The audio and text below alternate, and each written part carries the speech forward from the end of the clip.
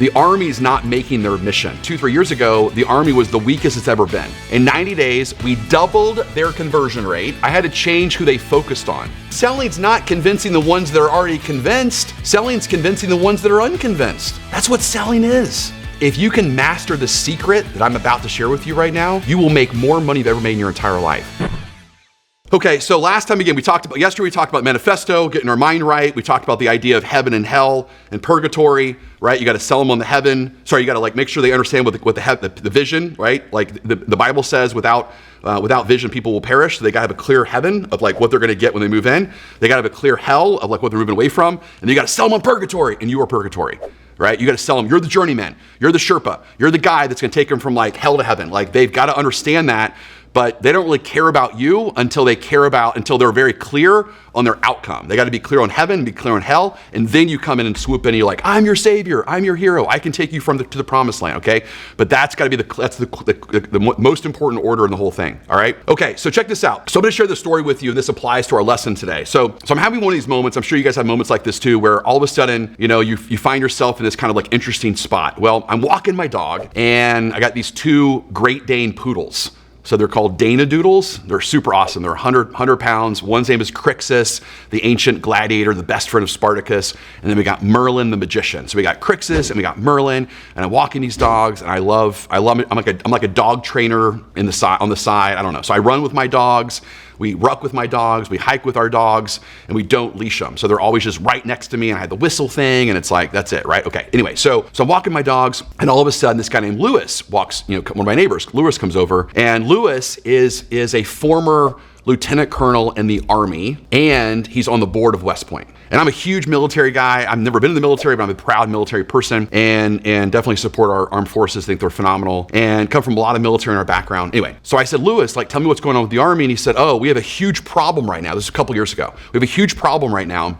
And that's the Army's not making their mission. You guys hear about that in the news? Like several years ago, like the Army was like failing their recruitment mission. You guys hear about that? Say yes. So they're not making the recruitment mission. And the recruitment mission is like your quota. So recruitment mission means like their quota, okay? So they weren't making it. And at the time, 2-3 years ago, the Army was the weakest it's ever been. So for example, like if they didn't fix this problem 2 years ago and we were to go to war, we would have to draft our kids. Like that's how bad it was that you guys didn't know. Okay, so like the news wasn't talking about that, but like behind the scenes, the Army is so weak that again, we don't have enough soldiers that we were to go to war. Potentially, if it was bad enough, we'd have to draft our kids. Like that's how bad it was. So like a threat to national defense. And so anyway, so he's telling me that. And then just off the cuff, guys, I said, Lewis, I can fix that. And he said, how can you fix that? And I said, well, I mean, I'm a sales trainer, and I just need to write a script and a process for the United States Army recruiters. I mean, they're salespeople, and so I just need to teach them. I just need to I can fix that. I can fix all that. And he said, man, you seem very confident about that. Well, it's just a process. It's just your mindset, your process, your language. Just 3 things. I can fix all that. Anyway, so we go in, and I created this entire program for the United States Army. And in 90 days, check this out, in 90 days, we doubled their conversion rate. Okay, so they brought in twice as many soldiers as the previous 90 days. If you were in our program, you brought in 5 times more enlistees that if you were not in our program in the exact same market, exact same situation. All of the soldiers that were brand new made their quota within the first 90 days. It normally takes the United States Army 12 months to do it. Okay, so normally it makes them 12 months to make the recruiter make their quota. We were able to do 100% of it in 90 days, and all of them were removed off the suicide watch list, which is the coolest thing in the world. The reason why they're on the suicide watch list is because they had an identity problem, and they had a lot of fear, and they had a lot of rejection, and they had a lot of struggle, and so it was very stressful for them, okay? To do all that, which is kind of a crazy thing. And the 3 ways that we did that, and that leads into what I'm gonna teach you guys today, okay? So the 3 ways that we did that is, number 1, we changed their identity. So tell me if this sounds familiar to you. So they didn't see themselves as sales professionals, guys. They saw themselves as soldiers. Maybe you feel the same way. Maybe you see yourself as a mom or a dad or a son or a daughter or an employee, but you don't see yourself as a sales professional. You don't see yourself as a sales warrior. You don't see yourself as that. Maybe you call yourself a realtor or an advisor or a friend, but you don't see yourself as a sales professional, and you lack the pride, purpose, and respect, which is what we talked about yesterday, that identity thing, that manifesto, right? Like this is our calling, we gotta see it differently. So I had to change their identity. I had to help them realize that they belong. Number 2, is I had to change who they focused on. What does that mean? They kept going after the kids that couldn't qualify. Tell me if this sounds familiar, guys. They kept saying, Mr. Forrest, it's hard in the Army right now. And I said, what do you mean? They said it's hard in the Army right now because these kids can't pass the ASVAB test, which is like the standardized like SAT test for the military. They can't pass the minimum. The schools are letting us down. They're not healthy enough anymore. They're too overweight. They can't pass the physicals. And this is what I said to them, and I'll say to you today. I said, what if you started focusing on different kids that could pass, that could qualify from the health benefits? And they said, what are you talking about? I said, why don't you go after the valedictorians? Why don't you go after the high school football players, the wrestlers, the jocks? Why don't you go after the athletes? And this is what they said. Those kids don't want to join the Army. And this is what I said. That's because they haven't met you yet and you haven't given them a compelling reason to join the Army.